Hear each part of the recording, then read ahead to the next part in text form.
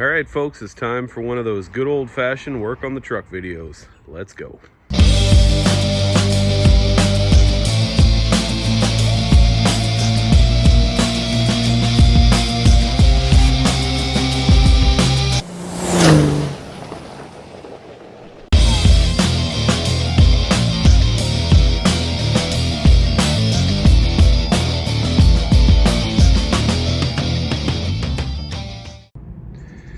All right, folks, well, I'm looking forward to this one. I don't think I've driven this truck since I brought the quad home, which has got to be about a month ago. I've been out of town a whole bunch, having lots of good summertime fun, but it's time to get back to reality, and let's see if we can get some stuff done on this truck.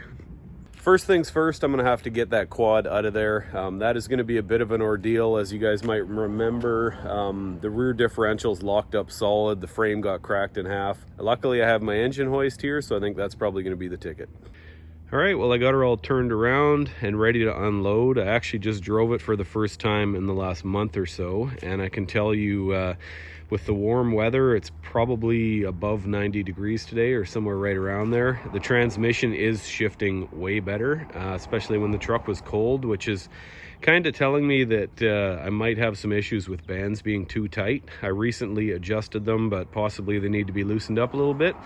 So that's actually pretty interesting. Anyways, let's get this thing unloaded.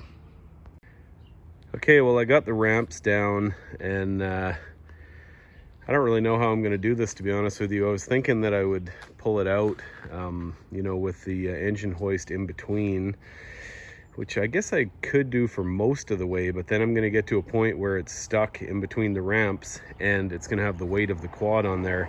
Okay, so if I slide this in between sideways,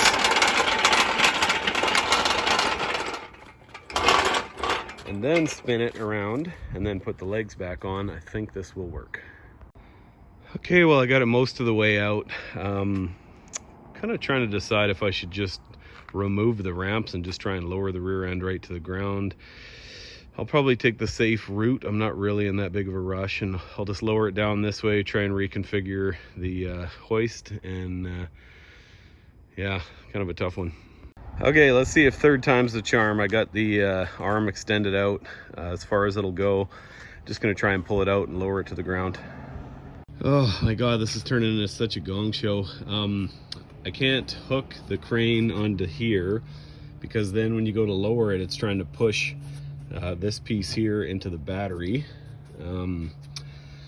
Chain won't fit around this. I'm gonna have to find some way to rig it up somewhere else, but then, you know, of course, when I go to lower it, it's gonna be pumping it into here, so I don't know, it's kind of a tough one. Oh my god, this is getting more ridiculous by the second. Now I can't lower it because the bar is touching this. I'm gonna have to find a way to rig this up differently. God, what a freaking gong show. Oh my god, and here we are. I just ended up having such a problem getting this thing out of here. Ended up having to kind of lower the rear end down to the ground, which was a nightmare, and then just put the back on a floor jack. Just kind of rolled it away a little bit, hooked up the front. Oh my goodness, what a gong show. Okay, so it's time to start getting some of this stuff done. This is basically the list to get the truck finished. I'm sure that there will be numerous items added to this. Right now, what we're gonna do is rear sway bar bushings. So I have actually tried to buy new rear sway bar bushings. I've put new front ones in. The truck has new rear sway bar end links, but for whatever reason, where I buy parts, they just said that they can't get the bushings, and I'm sure they're available, but I actually have a pretty happy little accident that is gonna be a sweet upgrade. So this is that extra set of poly bushings I had to buy for the Dakota RT, and me and my dad have gone ahead and drilled these out. I'm gonna go ahead and throw it on the 12 valve. Should make a big difference.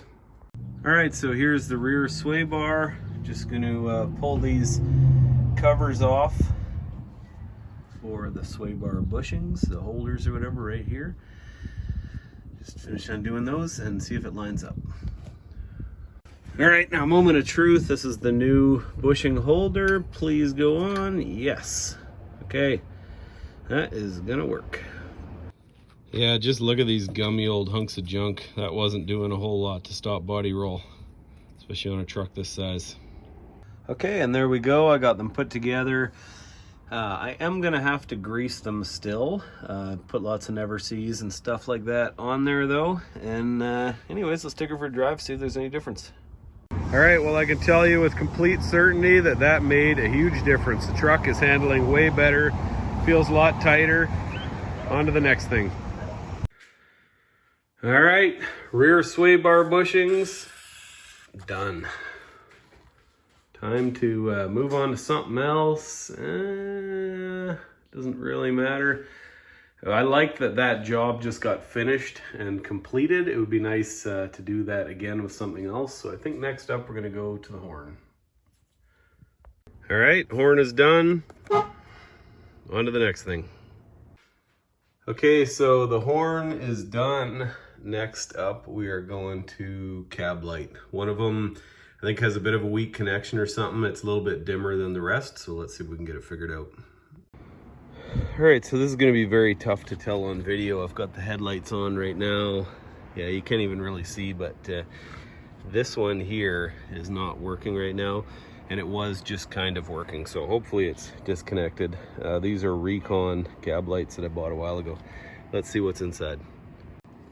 So the way this works, it's an LED, and then it's just got a little end that plugs in like a light bulb to this socket here. When I was screwing around with the headliner a while ago, I might have pulled that apart, so let's see if we can get it going. All right, well, I tested her out with the old voltmeter. The socket is definitely putting out power, but this bulb is not working, so that is pretty disappointing. I bought these things maybe 2 years ago, but as you guys know, this truck's barely been driven. It's been pulled apart for a lot of that time, so that is very disappointing. And next up, I just replaced the ABS speed sensor that goes in the rear differential. The ABS light has been on as long as I've owned this truck. I have changed the wires that go back to it, so I'm going to see if this makes any difference. Possibly it could help with my transmission problem, so I'm going to take it for a quick drive and see. All right, well, ABS light definitely did not go out, so I'm going to go for a drive, just see if there's any difference with the transmission, but I kind of doubt it. All right, well, it's a few days later. I'm kind of at a weird point with this vehicle project. The thing is just running and driving pretty much perfectly. I mean, I've got some issues with the transmission and stuff, but it seems like every time I try to work on it, nothing goes well. I just can't get anything finished. So today I'm going to jump into the interior. I'm going to try and get that new junkyard seat put in there, and hopefully I can get it mounted. The bolts don't line up. Hopefully I can drill or do something, but anyways, let's go. As a lot of you guys will remember, I've got a new junkyard seat to put in here. I mean, just look at how nice that is. The center section is from the junkyard seat, and then jump over to here. And I mean, even this is pretty amazing compared to that. Like, this seat has just been so bad for so long. So I would really like to get that seat put in today. Okay, so here is the passenger seat that I got out of a junkyard. As you can see, it is in extremely good condition compared to mine. The only problem is both of these seats came out of a 96, but this one is an extended cab, and the framework underneath is completely different, and unfortunately the way the seat connects to the framework is also different. So I'm gonna have to see if I can get this figured out. All right, so I got the frame mounted off, and I'm gonna go ahead and pull the seat off the frame and the truck and see if I can figure something out. All right, well, on closer inspection, I think the passenger side, this is the seat mount stuff that was in the truck, and this is the new seat, and they actually appear to be the same. I don't think I ever compared these two. The frame stuff, because that one was out of an extended cab, is completely different, but I think this one might go on. Yes, it is definitely my lucky day. This one does seem to bolt up just fine. All the holes line up, and that should be pretty much just plug and play. Problem is definitely going to come into play on this driver's seat. This one is a power seat, and the floor mounts, everything are completely different, and the way this seat bracket or mounts to the actual seat itself is completely different. So hopefully I can figure something out there, but at least that other one's lining up. That definitely saves me some time. All right, passenger seat is on, mounted. Everything is good to go. All I got to do is throw it in the truck. That is a major win. All right, well, here's where some problems are going to start coming in. On the left is, of course, the stock electric seat, and on the right is the new one from the junkyard. Because this is out of an extended cab, the difference between here and here in relation to that one and that one are just completely different. However, where these are mounted, they're using smaller bolts for some reason, so I might have to drill them out. And it's in here, and on this side, it's kind of more over here. However, I was just looking inside here. Sorry, it's super reflective on the screen. I don't know if you can even see this, but there is actually a hole up under here. So it's possible that this might not be as big of a deal as I thought.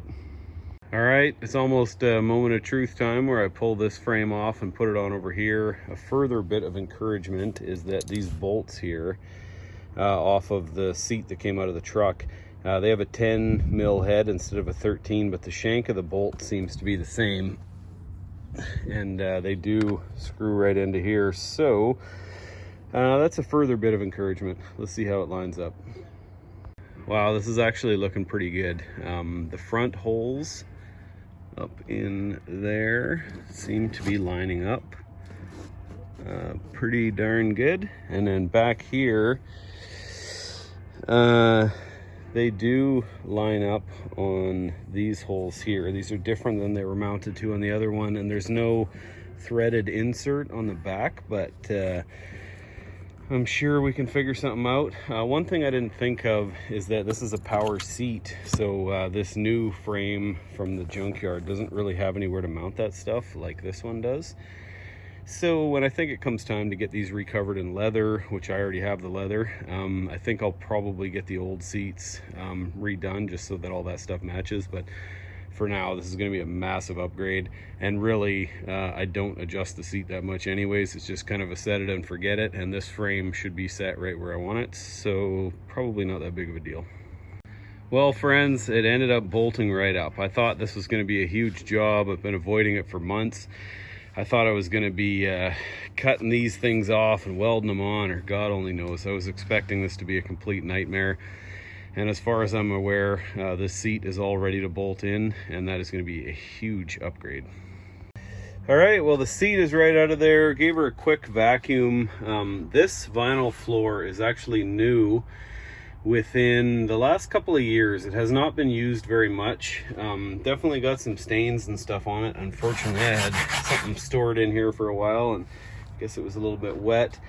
The end of the day, though, I put this in here so I wouldn't really have to care, and I don't. I mean, I could hose it down a little bit with some cleaner and give it a scrub, but the first time I take it out on the gravel, it's just right back to being like this. This is a truck that's designed to be used, and that is what I do with it. So as you can see, I've got some pretty heavy duty stereo wiring. There's a couple crossovers there. Another one here. This thing does have actually a really nice and really expensive JL audio stereo that I will probably start getting back in here sometime soon. All right, and just like that, the seat is in. It is such an upgrade. I know to you guys watching, this just looks like some regular old seat, but after sitting on that foam piece of junk for the last couple of years, oh my God, this is like a brand new truck. All right, folks, thanks for coming along. I'm going to be working on the truck quite a bit in the next little while, so there should be some videos coming out soon. Right now, I've got 3 things that I absolutely must do: jump in the lake, pour a rum, fire up the barbecue, and cook a steak. 4 things I absolutely must do. Thanks for coming along. Have a good day. See you on the next one.